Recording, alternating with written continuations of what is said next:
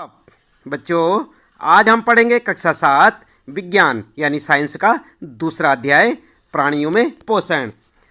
हम आपको बताएंगे बच्चों इस पाठ से संबंधित प्रश्नों के उत्तर। अभ्यास प्रश्न उत्तर में पहला प्रश्न आपके लिए है, उचित शब्द द्वारा रिक्त स्थानों की पूर्ति कीजिए।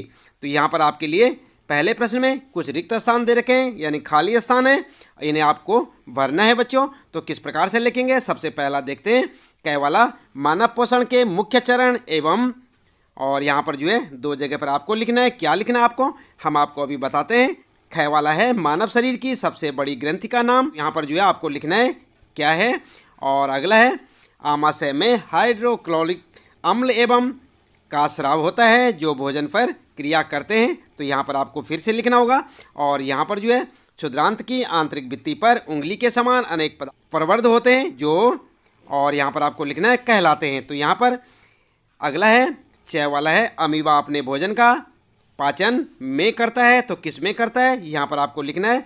तो चलिए इनमें क्या क्या लिखना है हम आपको बता देते हैं। उत्तर में आप पहले वाले में लिखेंगे मानव पोषण के मुख्य चरण अंतर्ग्रहण, पाचन, अवशोषण, स्वांगीकरण एवं निष्कासन है। तो ये जो आपको मोटे मोटे से लिखे हुए दिख रहे हैं ना बच्चों, इन्हें आप जो है खाली स्थान में भरेंगे। पहला है आपका, और उसके बाद जो है ख वाला है यहाँ पर मानव शरीर की सबसे बड़ी ग्रंथि का नाम क्या है। तो यहाँ पर जो है आपको भरना होगा यकृत। क्या भरना होगा उसमें, यकृत।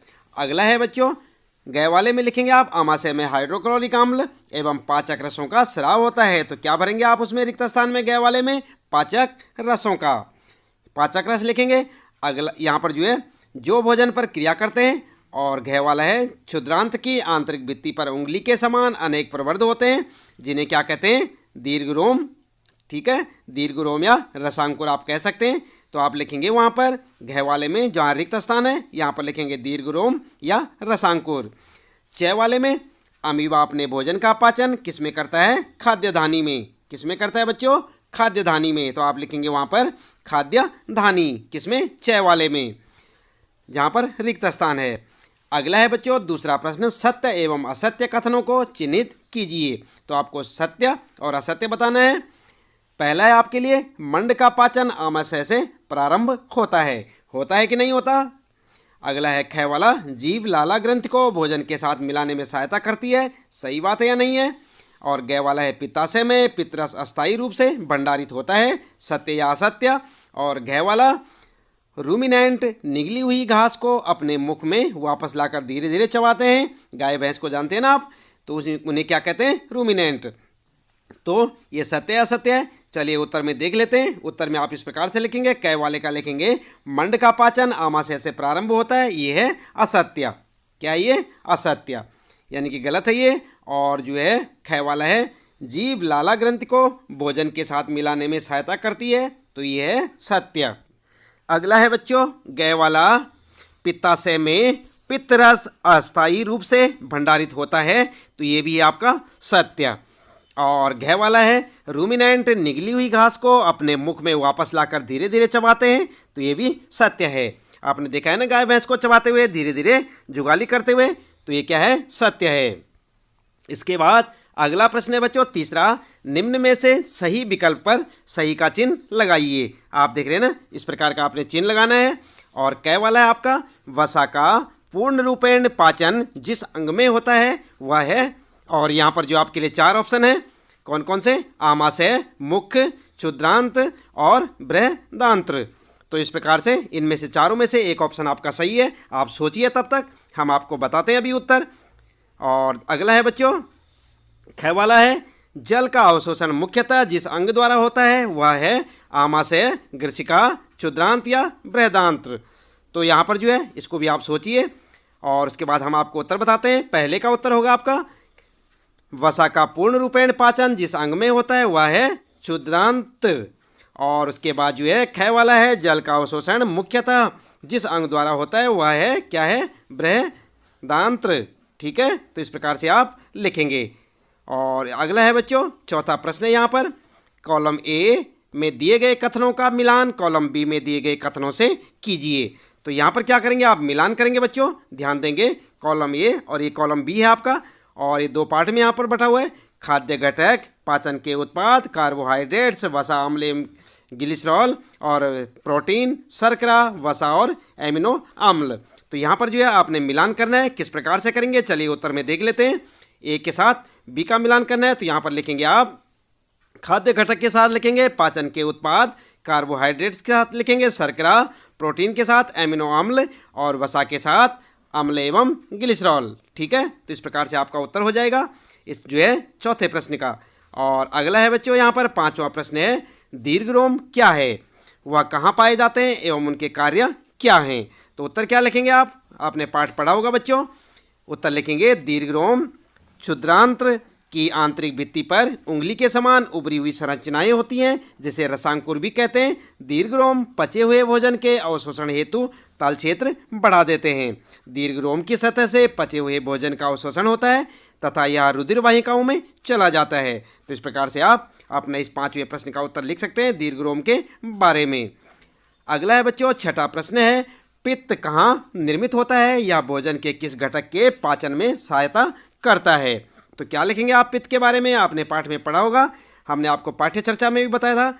चलिए उत्तर में लिखेंगे पित्त रस का स्राव यकृत यानी मानव शरीर की जो सबसे बड़ी ग्रंथि होती है, याद रखेंगे आप, करता है, जिसे पित्ताशय नामक थैली में संग्रहित किया जाता है।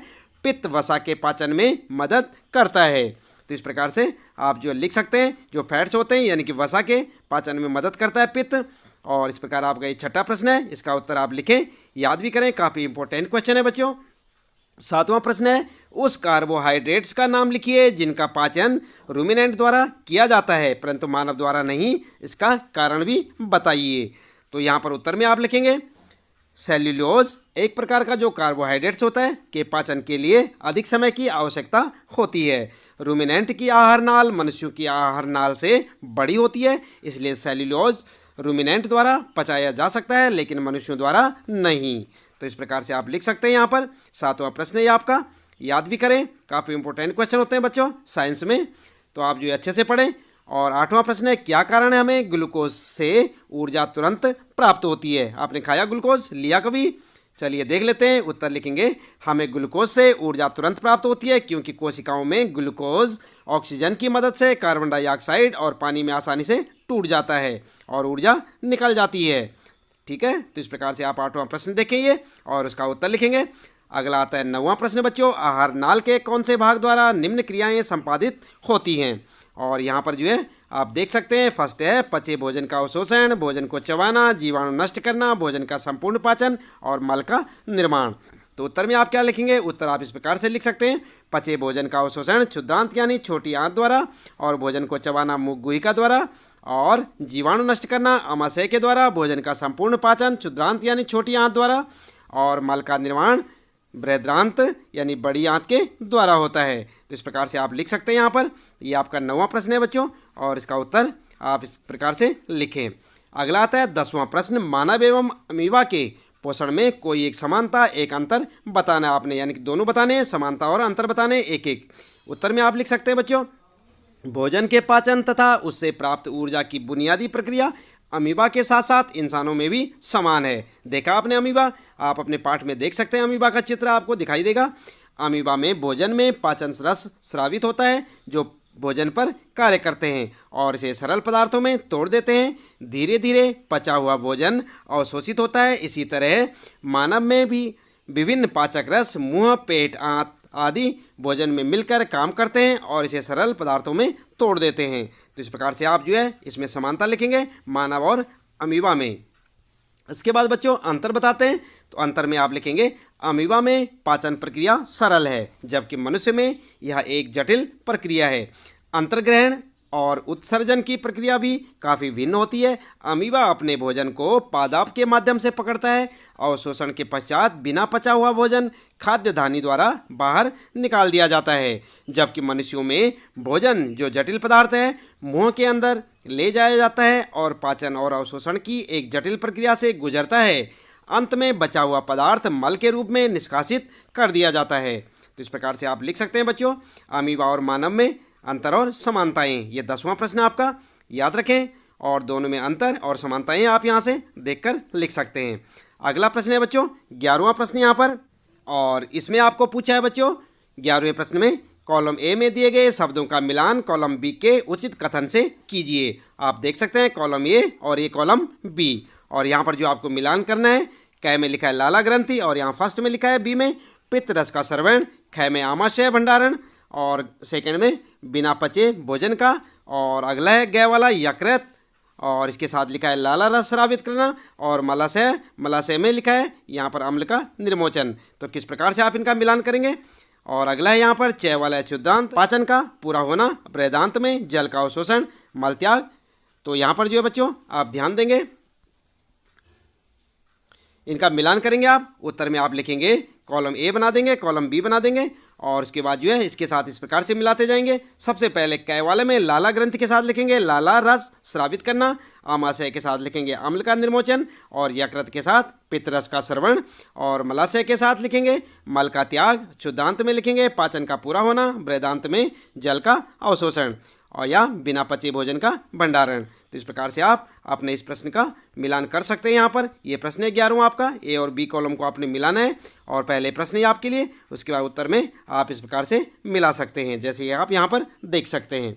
अगला प्रश्न आता है बच्चों 12वां प्रश्न है, चित्र 2.11 में दिए हुए पाचन तंत्र के आरेख को नामांकित कीजिए। तो आपके लिए प्रश्न होगा, आप अपनी किताब में देख सकते हैं, वहाँ पर 2.11 में पाचन तंत्र का आरेख दिया हुआ है, आप उस पर नाम लिखेंगे। किस प्रकार से लिखेंगे चलिए यहाँ पर बता देते हैं आपको। उत्तर आप लिखेंगे, उत्तर में आप जो है इस प्रकार का एक चित्र आपको मिलेगा, अपनी पाठ्य पुस्तक में देखें और वहाँ पर आप इस चित्र को देख सकते हैं। चाहे तो आप फोटो स्टेट करके भी अपनी नोटबुक पे चिपका सकते हैं बच्चों इस चित्र का, और चाहे तो आप अपनी पेंसिल की सहायता से चित्र बना सकते हैं और यहाँ पर जो है लिख सकते हैं आमाशय, अग्नाशय, क्षुद्रांत, बृहदांत और मलाशय, गुदा आदि। तो इनके बारे में आपको यहाँ पर जानकारी देनी है, यही आपका उत्तर होगा। देख रहे हैं ना आप 2.11 में दिए पाचन तंत्र के आरेख को नामांकित कीजिए। तो यहाँ पर आप पाचन तंत्र के आरेख को बना सकते हैं, इस चित्र को इस प्रकार से बना सकते हैं। चाहे तो आप यहाँ से देख सकते हैं बच्चों और चाहे अपनी पाठ्य पुस्तक से, लेकिन इस चित्र को जरूर से ज़रूर बनाएं। आप अपनी फोटो स्टेट करके भी अपनी किताब से लगा सकते हैं। इसके बाद 13वां प्रश्न आता है बच्चों, क्या हम केवल हरी सब्जियों घास का भोजन कर जीवन निर्वाह कर सकते हैं, चर्चा कीजिए। तो कर सकते हैं क्या हरी सब्जियों और घास का। तो उत्तर लिखेंगे आप, कच्चे पत्तीदार सब्जियां और घास सेलुलोज एक प्रकार का कार्बोहाइड्रेट जिसे कह सकते हैं आप से समृद्ध हैं। मनुष्यों सहित कई जानवर सेलुलोज को पचा नहीं सकते क्योंकि उनके पास विशेष एंजाइम और कुछ विशेष प्रकार के बैक्टीरिया नहीं होते हैं जो सेलुलोज को पचा सकते हैं। इसलिए हम उन सब्जियों को उबालते या पकाते हैं जो सेलुलोज को सरल कार्बोहाइड्रेट्स में तोड़ देती हैं। हम केवल सब्जियों को उबले हुए या पके हुए रूप में लेकर खाकर उनको पचा सकते हैं। ठीक है, तो इस प्रकार से आप लिख सकते हैं अपने इस 13वें प्रश्न का उत्तर और इन्हें अच्छे से याद करें आप। इसके साथ ही बच्चों इस पाठ से संबंधित प्रश्नों के उत्तर यहाँ पर समाप्त होते हैं। उम्मीद है कि आपको अच्छे से समझ आए होंगे। आप इसी प्रकार लगातार देखते रहे अपने कक्षा 7 साइंस यानी विज्ञान के सारे पाठों के प्रश्न उत्तर। यदि अभी तक आपने चैनल को सब्सक्राइब नहीं किया तो चैनल को सब्सक्राइब अवश्य कर दें, बेल आइकन भी दबा दें बच्चों, और वीडियो को लाइक शेयर सब्सक्राइब करना ना भूलें। तो मिलते हैं फिर अगली वीडियो में अगले नए पाठ के नए प्रश्न उत्तरों के साथ।